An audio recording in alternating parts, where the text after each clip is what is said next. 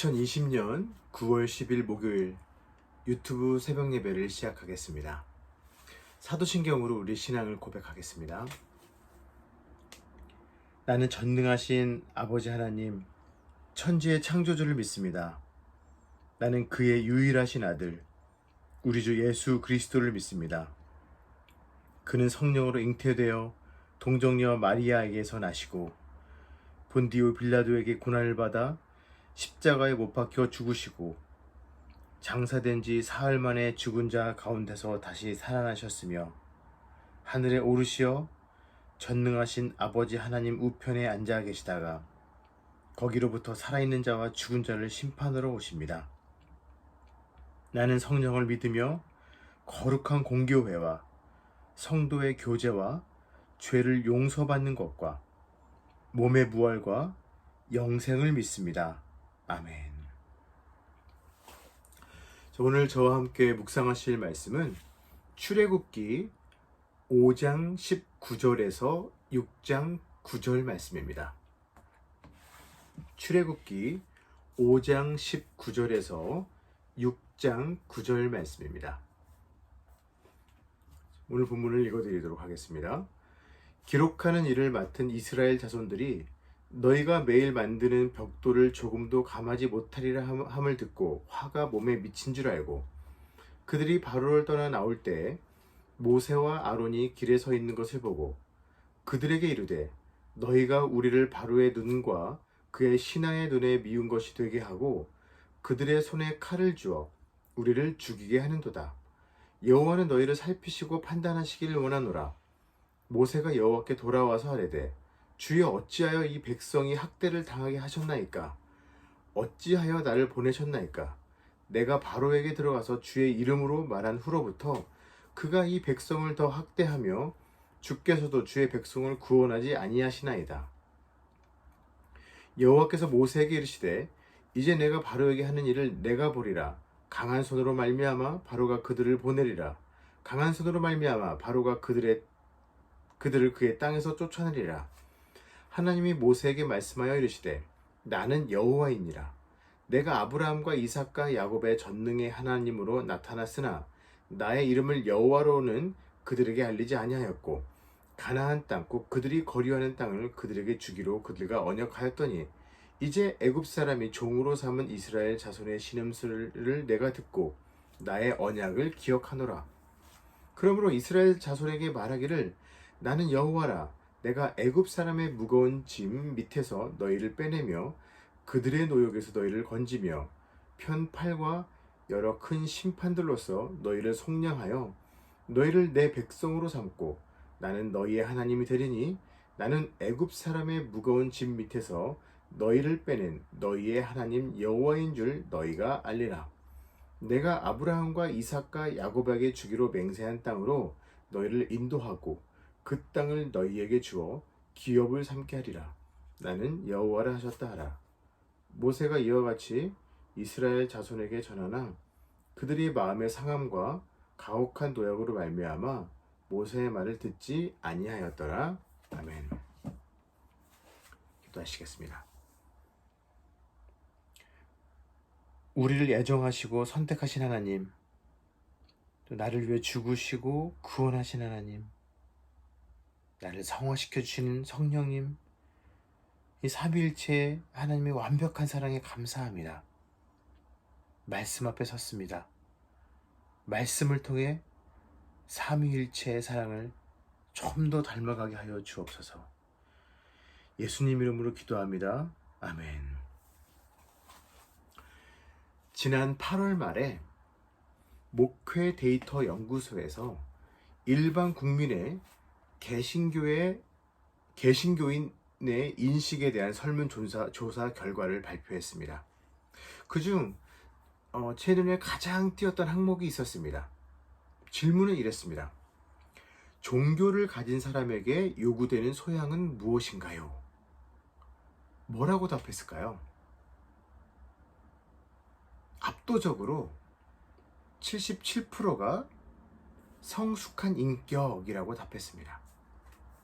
그 다음이 68%가 높은 도덕성이라고 답했습니다. 우리에게 시사하는 점이 큰 것 같습니다.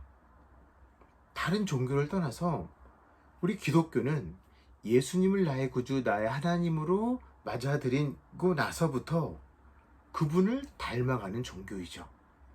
그래서 우리는 이 구원의 과정적 단계, 이것을 우리는 믿고 있습니다. 신학적 용어로는 구원의 서정이라고 하고, 또 영어로는 Order of Salvation이라고 합니다. 이 구원의 서정에는 뭐 예정, 부르심, 뭐 중생, 믿음, 뭐 여러 과정 등이 있는데, 거의 마지막 뭐 8번째 단계에는 성화라는 게 있습니다. Sanctification이 있습니다. 이것은 하나님의 부르심을 받고 또 그분의 자녀가 된 사람이라면 그 삶 전체를 통해서 그리스도를 점점 더 닮아가서 좀 더 성결해지는 그런 과정을 또 강조한 단계입니다.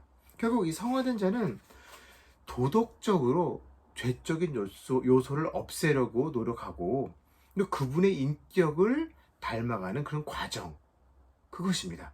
그래서 우리 크리스찬 기독교인들 영어로 크리스찬이라고 하죠. 이 크리스찬은 뭐죠? 바로 크라이스트, 그리스도와 또 뒤에 전미어 IAN, 뭐뭐 하는 사람 또는 뭐 전문가의 뜻의 이 두 글자의 합성어입니다. 결국 우리는 크리스찬이라고 불리는 우리는 그리스도와 같은 사람 또는 그분의 성숙한 인격과 그분의 도덕성을 닮아가는 사람이라고 말할 수 있겠습니다. 그런데 오늘 본문에서는 이 동일한 살아계신 하나님을 믿고 따랐던 이 두 그룹의 아주 다른 반응을 보게 될 겁니다. 극도로 스트레스를 받았을 때 이 두 그룹은 누가 더 성숙한 인격의 반응을 보여주는지 오늘 말씀을 통해서 한번 볼 거고요. 또 이스라엘을 애굽으로부터 구원하시기로 이 작정하신 이 하나님의 굳건한 의지, 이것을 한번 말씀을 통해서 묵상하도록 하겠습니다. 첫 번째입니다. 첫 번째, 어떻게 반응하는지에 대해서 보겠습니다. 먼저는 이 기록원들과, 오늘 말씀에서 보니까 기록원들과 모세의 반응을 같이 오늘 보여주고 있는데, 그 중에서 먼저 기록원들의 반응입니다. 이들의 반응은 오늘 본문 19절에서 21절까지 나옵니다. 자, 이들은 이 이스라엘 백성들의 노역을 감시하기 위해서 애굽이 이들을 세운 그런 이스라엘 중에서 한 사람들입니다. 네, 세워진 사람들입니다. 그러니까 우리로 보면은 일제 강점기 때 헌병 보조원으로 채용된 한국인들인데, 오히려 이들을 통해서 한국인들이 좀 더 어려워지죠. 가중 고난도 주죠. 별반 다르지 않다고 생각하시면 됩니다. 이들은 어제 말씀에서 우리가 묵상했던 것처럼 어려움이 닥치자 하나님이 아닌 바로를 쫓아가죠. 하소연하죠. 그런데 바로는 오히려 이스라엘은 게으르다, 그러면서 이들에게 더 고된 일을 시켜야 된다라고 그렇게 명령하죠. 그 말을 듣고 나서의 반응이 이제 오늘 말씀입니다. 이들이 바로 이제 화풀이를 하게 되는 거죠. 모세와 아론에게. 그러면서 심지어는 하나님의 이름을 들먹이면서 하나님이 모세와 아론이 했던 그 짓을 심판해 주십시오라고 아주 강한 어조로 말합니다. 21절에서 우리 성경은 판단하기를 원한다고 했는데, 이 단어는 심판하다, 벌하다라는 뜻으로도 쓰입니다. 결국 이들은 모세와 아론이 이스라엘의 상황을 좀 더 안 좋게 했던 그 책임으로 하나님, 이들을 벌해 주십시오, 그렇게 얘기하는 겁니다. 당장 벌을 받아야 한다는 겁니다. 이들의 심정 어느 정도 이해도 됩니다. 모세와 아론이 바로에게 직접 가서 이스라엘을 보내달라고 했기 때문에, 그것 때문에 좀 더 어려워진 거죠. 그건 사실입니다. 결국은 뭐 이런 셈이죠. 가만히 있어도 중간은 가고, 그런데 괜히 모세와 아론이 긁어 부스럼을 만들었다, 그렇게 주장하는 거나 마찬가지죠. 근데 이들의 반응은 두 가지 이유에서 지혜롭지 못했습니다. 먼저는 모세와 아론이 소명할 기회를 전혀 주지 않고 그들이 먼저 이야기했다는 겁니다. 말씀 살펴보니까 20절에서 21절에서 이들은 모세를 만나자마자 화를 참지 못하고 악담을 퍼붓습니다. 20절, 21절 말씀을 제가 읽겠습니다. 그들이 바로를 떠나 나올 때 모세와 아론이 길에 서 있는 것을 보고 그들에게 이르되 너희가 우리를 바로의 눈과 그의 신하의 눈에 미운 것이 되게 하고 그들의 손에 칼을 쥐어 우리를 죽게 하는도다. 여호와는 너희를 살피시고 판단하시기를 원하노라. 자, 왕궁을 나서자마자 모세와 아론을 만났는데 모세와 아론을 통해서 왜 이렇게 바로 왕이 화가 나는지, 전에 궁전에서 어떤 일이 있었는지 물어보지 않습니다. 그러지 않고 바로 악담을 퍼붓습니다. 저도 이런 경우가 참 많이 있습니다. 예전에 캠퍼스 사역을 할 때 캠퍼스의 리더격 되는 학생이 그 학생을 통해서 이런 얘기를 들었습니다. 한 자매 이렇게 얘기했습니다. 한 자매가 이 전도 대상자와 중요한 약속을 해놓고서 나오지 않았다는 겁니다. 그래서 그 전도 대상자는 그 자매를 기다리다가 실망해서 갔는데 알고 봤더니 그 자매가 자고 있었어요 라고 저에게 그렇게 얘기합니다. 전 그 이야기를 듣는 순간 너무 자고 있었던 그 자매가, 약속을 어겼던 그 자매가 너무 무책임해 보여서 화가 많이 났습니다. 근데 마침 딱 그때에 그 당사자가 지나갔습니다. 그래서 그 자매를 놓고서 한참 동안 제가 많이 혼을 냈던 그런 기억이 있습니다.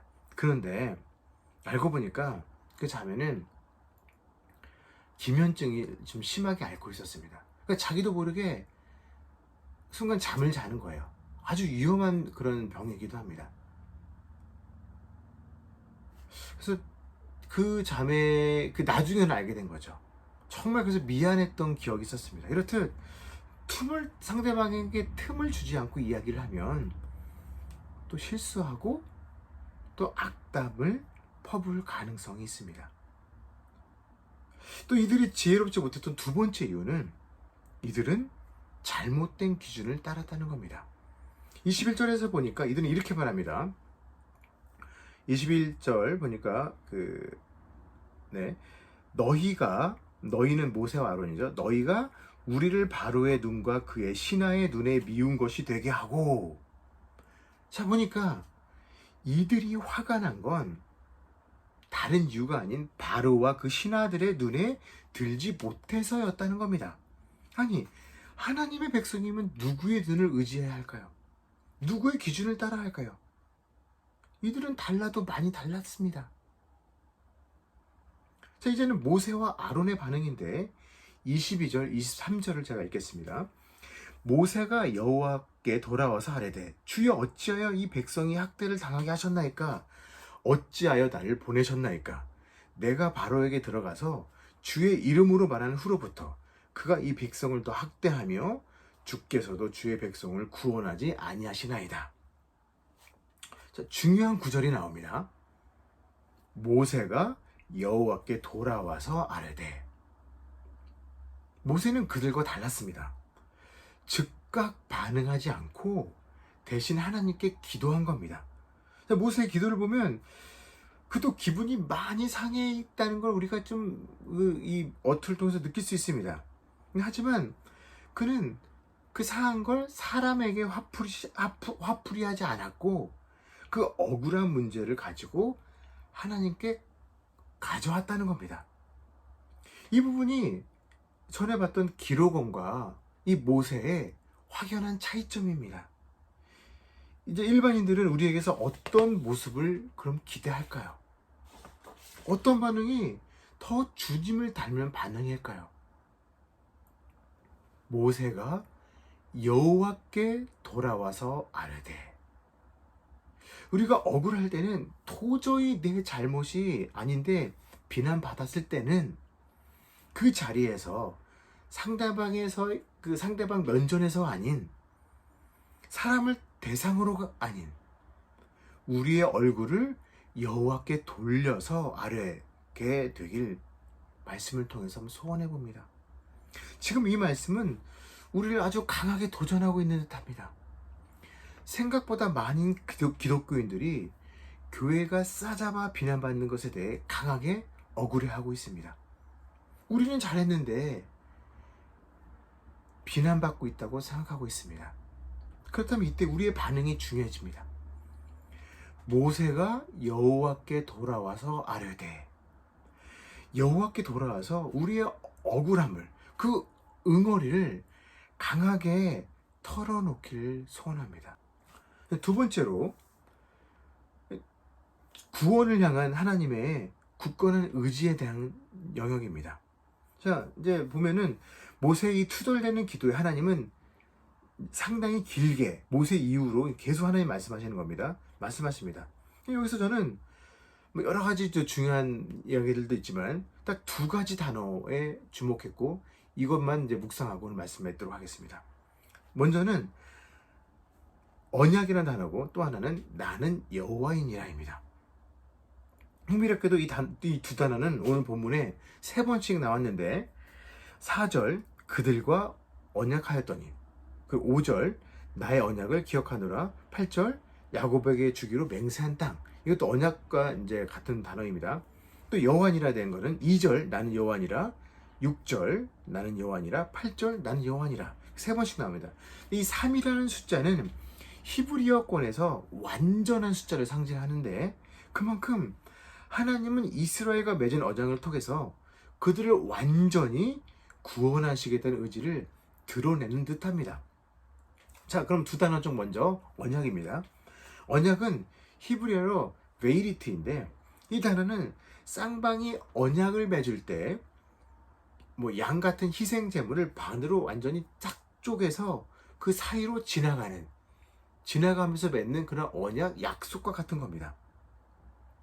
그러니까 이거는 이 쪼개진 희생 제물 사이로 들어가는 이유는 누군가 그 언약을 파괴했을 때 쪼개진 희생제물처럼 너도 그렇게 그 희생제물처럼 될 수 있다라는 그런 강력한 언약의 의미가 내포되어 있습니다. 그런데 오늘 말씀에서 하나님은 모세에게 내가 전에 너의 조상 아브라함과 세웠던 그 언약을 여전히 기억한다. 지금 애굽을 떠나지 못하고 있지만 이미 약속한 가나안 땅을 주기로 한 그 약속, 그것이 바로 반드시 이루어질 것이다 라고 오늘 본문 전체에서 이 언약의 주체이신 하나님이 그 언약을 다시 확신해 주고 계십니다. 자, 이보다 더한 확약이 어디 있습니까? 결국 출애굽기 전체를 통해서 하나님은 이 약속을 이행하시죠. 하나님 약속은 반드시 이루어집니다. 자, 다음으로는 나는 여호와이니라입니다. 이 단어는 하나님이 그 전에 모세를 직접 주실 때, 그 떨기나무에서 만나 주실 때 본인을 드러냈던 그 이름, 이 단어와 동일한 단어, 그 이름입니다. 나는 여호와이니라. 다른 설명이 필요 없습니다. 이스라엘을 곧 출애굽시키실 분의 이름은 바로 여호와입니다. 그분은 곧 죽어서 피라미드에 묻히게 될 바로 왕과는 차원이 다르며, 오늘 보면 3절에서 언급한 것처럼 전능하신 엘샤다이 하나님이십니다. 그 하나님은 오늘도 저와 여러분을 그분을 닮은 성숙한 인격이 되도록 성화시켜 주실 것입니다. 그리고 나와 하셨던 약속을 지키기 위해서 나는 여호와이니라 라고 우리 귀 속에 외치실 것입니다. 주님, 나의 여호와가 되어주시니 감사합니다. 감사합니다. 이 고백이 오늘 하루 우리에게 지속적으로 있어주길 소원합니다. 하나님이 모세에게 말씀하여 이르시되 나는 여호와이니라. 아멘. 강한 손으로 나와 함께 그 언약이 이루어질 그날까지 함께 싸워주실 그분이 나의 여호와가 되어주시니 감사합니다. 주님, 오늘도 나를 억울하게 만드는 수많은 사람들과 상황 속에서 세상을 향해 억울함을 토로하는 게 아니라 여호와께 돌아와서 하려게 소원합니다. 오늘 하루도 당신의 구원을 향한 굳건한 의지에 감사하게 하여 주옵소서. 예수님 이름으로 기도합니다. 아멘.